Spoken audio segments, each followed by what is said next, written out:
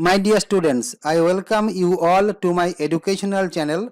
The name of my educational channel is Priyankar Datto. In this educational channel, you will find video presentations on English language and literature of school level, college level, and competitive examinations.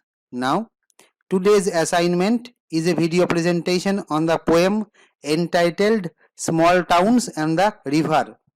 The name of the poetess is Mamang Dai. The topic or topics, whatever you want to call it, to be covered in this video presentation are complete textual analysis and all types of questions and their answers from the poem just mentioned, that is Small Towns and the River. That is to say, I want to make a single video presentation on this poem because this poem is primarily meant for the students of undergraduate level studying English honors, obviously at the colleges. Now, let us move to the main thing, that is the poem itself. The name of the poem, as I have already mentioned, is Small Towns and the River. The name of the poetess is Mamang Dai. Before I move to the discussion of the title of the poem, let us listen or rather get some idea about the poetess herself. Mamang Dai was born in the year 1957. She is an well-known woman writer from the northeastern part of India. She belongs to the Adi community of Arunachal Pradesh, and her poetry is basically rooted in the beliefs and life patterns of the people belonging to this community. Now, let us look at the title of the poem. The title of the poem is Small Towns and the River.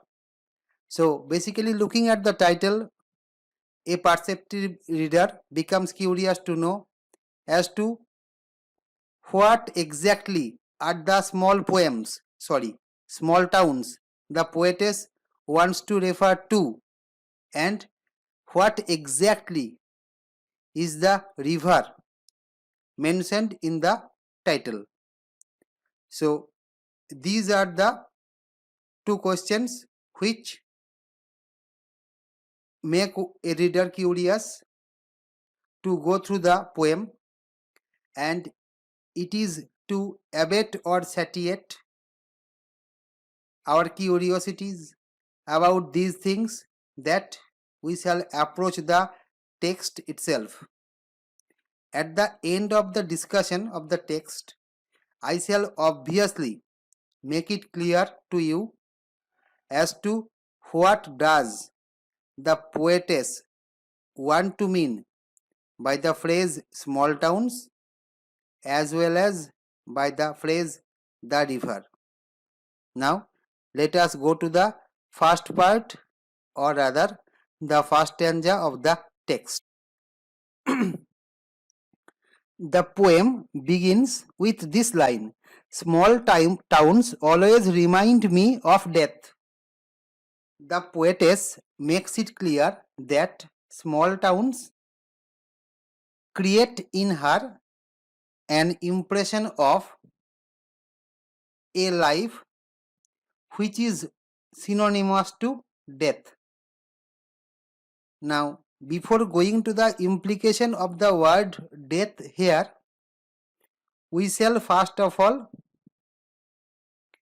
try to grasp an idea as to what does the poetess want to mean by the phrase small towns.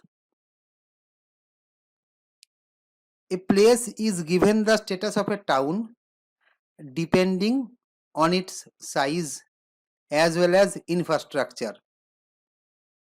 So, viewed literally, there should not be an expression such as small towns. So, we can easily assume that the adjective small refers to something else. If we think of the hometown of the poetess, the hometown of the poetess is Pasighat. It is located in the foothills of the Himalayas and it is located on the right bank of the river Siang. So clearly the hometown of the poetess has association with nature and the adjective small used in connection of the word towns refers to the detachment of some towns from nature. So let us move to the implication of the word death. Death is a part of human existence. So death is common in all places, whether it's a small town or a big town or a city or a village or the hometown of the poetess. I have deliberately used the phrase small town, big town because I have tried to use the adjective small literally. Okay, now about the implication of the word death. The poetess tries to mean that a place which is devoid of the blessings of nature provides a kind of life which is not simply unhygienic but also devoid of the joy of living. It is to suggest this kind of joyless life that the poetess refers to the word death in connection with the kind of life experienced by the people living in small towns. Now, as we shall move forward, we shall come to know about those factors which have made life of these small towns devoid of joy. Now, from our discussion of the first line, the meaning of the second line becomes quite easy to understand. Here, the poetess says, "My hometown lies calmly amidst the trees." I have already mentioned that the hometown of the poetess is Pasighat. I have also told about its location. From the account of the location of this place, one can easily assume that Pasighat is in the lap of nature. Therefore, life there is calm, means full of enjoyment, free from anxiety. So, the absence of joy suggested by the word death and the absence of anxiety suggested by the adverb calmly will be explored as we shall move forward. It is always the same in summer or winter. What is always the same? Life is always equally enjoyable in Pasighat. Why?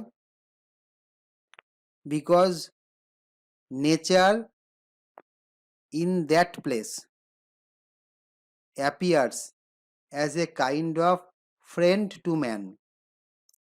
So, there is a friendly association between human beings and nature. Now, let us move to the fourth line so that we can understand the third line in a better way. In summer or winter. Summer and winter are different seasons. Both have different characteristics. So, the poetess is not thinking about the equal nature of weather in two different seasons. She is merely trying to suggest that life is equally fit for living both in summer and in winter. Now, she has explained the features of summer as well as winter in the next two lines of this stanza. In the fifth line, she says, with the dust flying. Dust is found to fly in all directions in summer. In winter, the wind howling down the gorge. So, in winter, a powerful wind blows down the gorge or valley. Flying of dust is common in summer.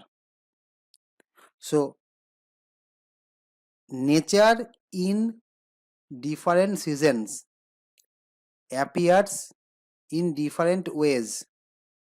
Still, life is enjoyable. Not simply enjoyable, equally enjoyable in summer as well as in winter. The reason for this is that where the beauty and bounty of nature is present, life is bound to be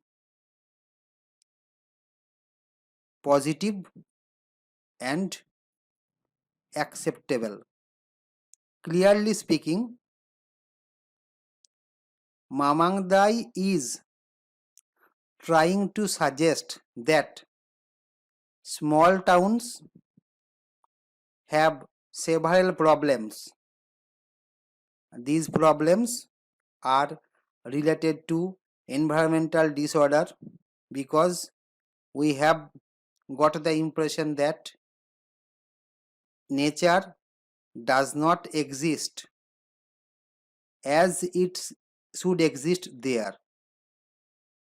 Moreover, there are several kinds of psychological, financial, and other types of pressures on the people living in the small towns.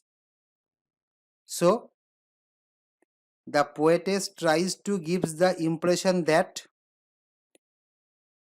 small towns provide a kind of life for which she does not have any kind of preference or liking, whatever you may call it. I have given a number of word notes as well as the paraphrase of this stanza.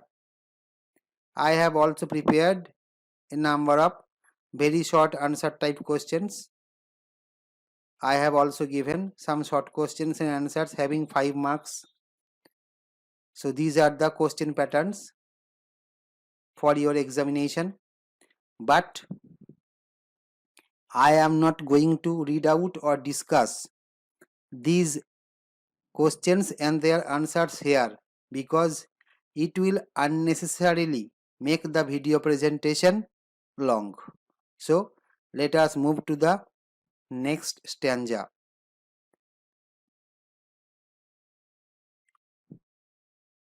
Here the poetess gives a kind of narration. She says, just the other day someone died. So the phrase just the other day refers to a particular day of past. She refers to the death of a particular person. In the course of her interview with Professor Joydeep Sorangi, Mamang Dai made it clear that this someone is none but the younger sister of her mother who died at a clinic in New Delhi. So, from the general, the poetess moves to a particular incident. In the dreadful silence, we wept. So, the death of that particular woman made everyone silent. People had some particular love for this woman because she was beautiful and she had a charming personality. The death produced in those who were present there the impression that human beings are utterly powerless before death, and this kind of helplessness made everyone present there silent. Some of them expressed their sorrow through weeping or crying. Looking at the sad wreath of tuberoses. So, in order to garland the dead woman, a garland or a wreath made of tuberose flowers was brought or procured. So, everyone present there was sad, and tuberoses were used to prepare garlands for dead persons. So, tuberoses have, or rather, garlands or wreaths made of tuberoses have direct association with death. In the next line, the poetess says, life and death, life and death. So, the poetess has seen this particular woman alive. She is seeing her dead. So, to her, life and death have been juxtaposed by virtue of this incident. Moreover, this incident makes it evident to her that human beings are bound to die at some point or the other. In the final line of this stanza, she tells, only the rituals are permanent. So the human beings die one after another. But the rituals which are followed after their death remain the same. So the repetition of the rituals reinforces the impression that human beings are utterly incapable of avoiding their death. So, I am not discussing the word notes and paraphrase very short answer type questions as well as the short questions and their answers here. Okay, I have directly jumped to the next stanza. The poetess says, the river has a soul. From the account of the small towns, the poetess moves to the river itself. The river, as you all know, it is the river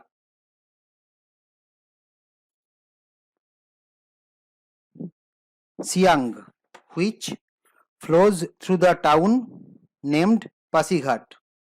The poetess tells that the river has a soul, that is, the poetess looks upon the river as a living entity. In summer, it cuts through the land like a torrent of grief. In summer, the heat of the sun is obviously unbearable. In this heat, the water of the river is sure to be evaporated to a great extent. So the amount of water existing in the river is nominal. This water does not have enough strength to flow through the land. The poetess thinks that by moving slowly through the land, the river seems to express grief or sorrow as a human being is supposed to do. It is by virtue of giving the river the capacity to feel that the poetess has humanized the river. Sometimes I think it holds its breath, seeking a land of peace and stars. The river has a soul, so it has a desire of its own. What is the desire? It wants to be brimming with water, it wants to be full of fish, and it desires to have crystal clear water which will reflect the stars which are there in the sky, obviously in the day sky, but which cannot be seen at daytime due to the powerful presence of the sun itself. The poetess says it holds its breath. In summer, if we are told to run a long distance, what will happen? After running for a distance, we shall stop because we need to take a rest for a while to get some oxygen in our lungs. So in summer, the river flows, but there is a startlement in this flow. It seems as if the river is always wishing to be a place where numerous types of fish will abound and the water will be crystal clear to reflect the presence of the stars. So the river named Siang has been given all the attributes which can be given to a river. So here poetic imagination is at its supreme best. Now let us move to the next stanza of the poem.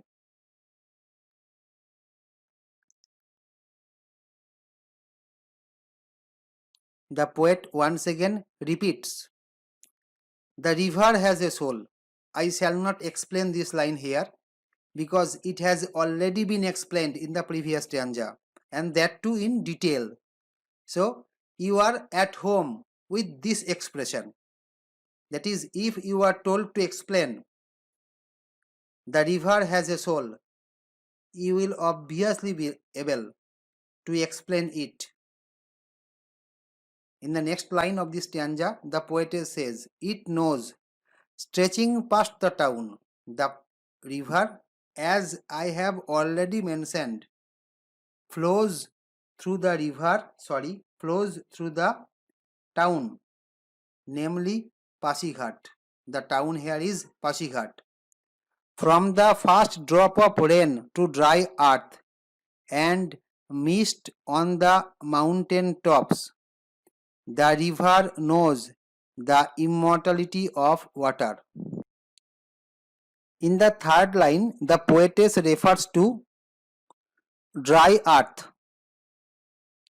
Now, we know that the earth, or rather the soil, becomes dry in summer. With the advent of the monsoon, rainfall starts. That is, the first drop of rain is felt by the dry earth in summer, or towards the late of summer, or at the very outset of the monsoon, and mist on the mountain tops. Now, while telling about, or rather giving a short profile of the poetess, I mentioned that the poetess belongs to Adi community of Arunachal Pradesh. Now, Arunachal Pradesh is a place which is surrounded by mountains, and when rainfall occurs, it seems from the land that the drops of water, or the water of rain, is coming down from the mountain top to the plains. It's a steady but slanting movement from the top of the mountain to the base of the mountain. So, the continuous flow of water through this slanting line creates a kind of haze, and that is why it becomes difficult to look at the mountain properly when there is rainfall.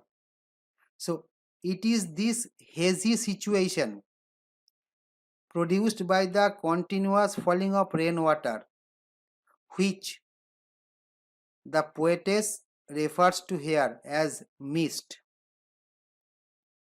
The river knows the immortality of water. In summer as well as in the monsoon, there is water in the river. The amount varies with the change of season, but that is not important. The most important thing here is that the water within that river has life, and it is the presence of life throughout the existence of the river which gives the water immortality. So, water exists, the amount varies, so life exists in the water. Sometimes water is small in amount, sometimes it is huge in amount, but the presence of life which gives immortality to the water is fixed. Let us move to the next stanza.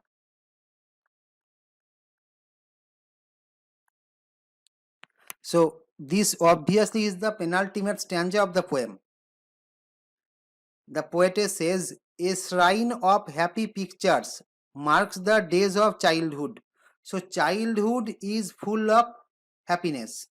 So, our memory of childhood is nothing but a regrouping of some happy events.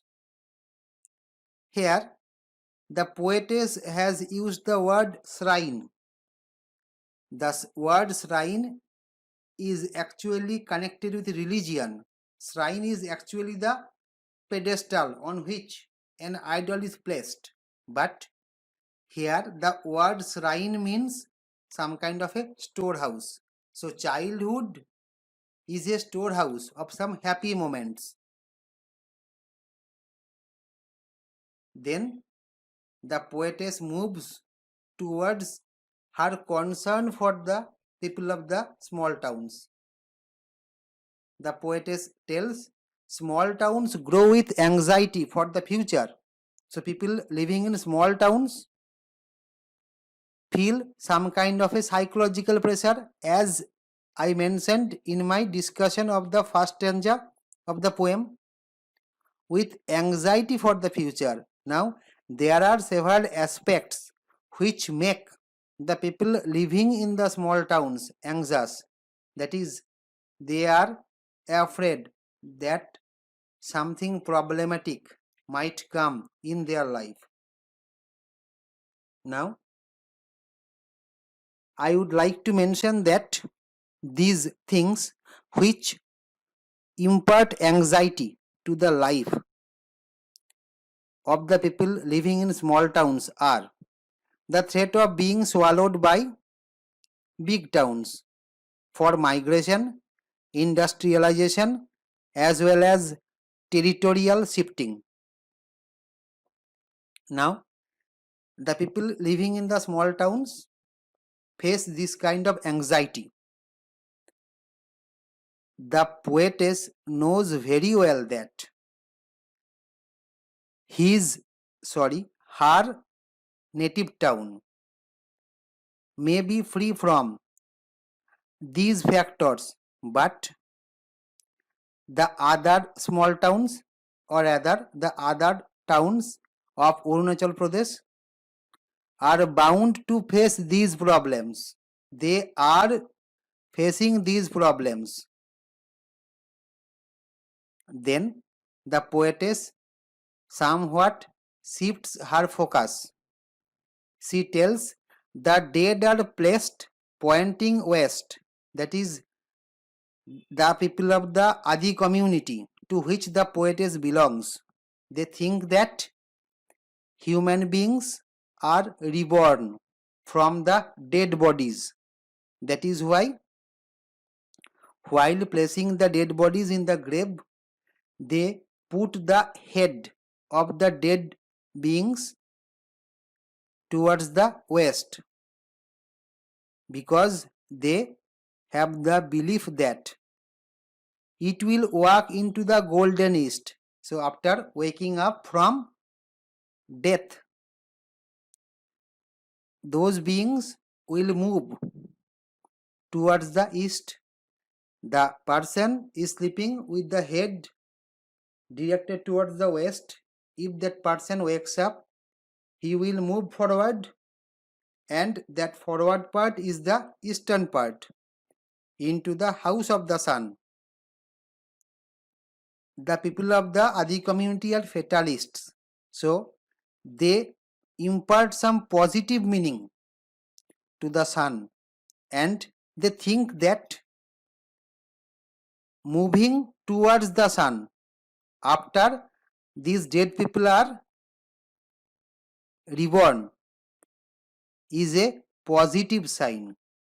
So they are facing problems, but they want those who will be reborn to be reborn with some kind of positive element in them. So this is superstition as well as optimism, whatever you may call it. Now let us move to the last stanza of the poem. Okay. The poetess says, in the cool bamboo restored in sunlight. So bamboo is an important part of the people belonging to the Adi community. So bamboo in all forms is a part of their existence. The business of bamboo is the mainstay of existence of the people belonging to this community. Okay. So in the cool bamboo restored in sunlight. So sunlight is obviously needed for the growth of bamboo. and if the cultivation of bamboo is affected due to the cold weather, it will be some kind of an existential crisis to the people belonging to this community.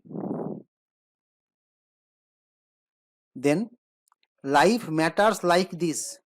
So the poetess wants to take us back to some primordial kind of existence where the people of this community are happy to be in the lap of nature, to be aided by nature, and to get their sustenance from nature also, and also from fishing, because while pointing out the significance of the river which has a soul, the poetess mentions of fish.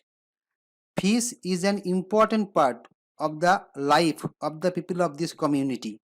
They earn by fishing. Fish is a part of their meal also. So the poetess says, in small towns by the river, we all want to walk with the gods. So the small towns which exist in Arunachal Pradesh, there are several problems. I have mentioned a few of them. Okay. Apart from those problems, there are the problems of insurgency, Maoist infiltration, etc. So these problems are beyond human control. So the people of this community are utterly dependent on God to save them. Actually, what Mamangdai wants to impress upon the readers is the fact that the people belonging to the Adi community live a segregated existence and they are quite happy to carry on this kind of existence. There is no sense of inferiority complex in them. They are happy to belong to this kind of primordial life, and so any kind of threat from outside is a threat to their existence, to their identity also. So through the poem, the poetess wants to point out the problems the people of the small towns of Arunachal Pradesh are facing and the kind of strategy they should adopt to come out of those problems. So on the other hand, it's a kind of plea on her part to leave the people of her community to their primordial life. They are happy with it and they would be glad to remain in that position. They are far, far away from the mainstream of life and they want to be there. So, with a positive note, the poem ends. So, before I conclude, here is an important declaration. I have skipped a good part of this video presentation. For example, word notes, paraphrase, very short answer type questions, short answer type questions, as well as the broad question, which I have just skipped. So you must not get scared thinking that we have not been able to see what is there or what might have been there. Okay. So the important declaration is that in the description of this video presentation, you will find a link. By clicking on the link, you will be able to go to my personal blog or website where you will be able to view and download the entire material of this poem, which I have just shown you, but have only discussed the textual part. Okay, so this is the important declaration. Now, before I conclude, I shall request you to subscribe to my channel, to share my video presentations to your friends, to put forward your opinion and your queries in the comment section of this video presentation. I thank you all. See you again in my next video presentation. Thank you.